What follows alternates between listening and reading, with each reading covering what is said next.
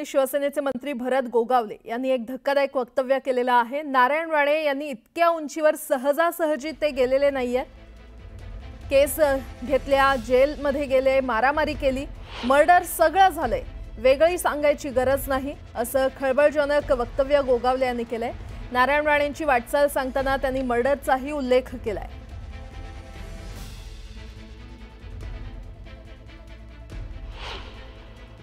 नारायण राणे साहेब एवढ्या उंचीवरती जाण्यासाठी सहजासहजी नाही मिळालं।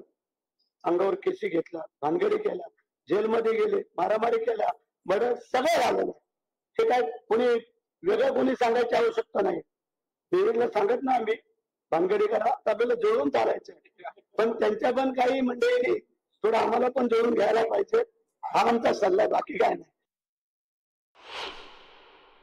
सिंधुदुर्गाचं वातावरण ते गेल्या अनेक वर्षापासून आम्ही पाहतोय, परंतु आज आम्हाला ताकद मिळालेली आहे ती निलेश राणेंच्या रूपाने।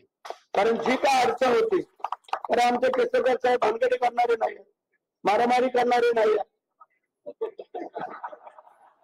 जसाच तसं उत्तर देणार आहे ना। म्हणजे शिवसैनिकाने भानगड केली ना, तर शिवसैनिक होऊ शकत नाही।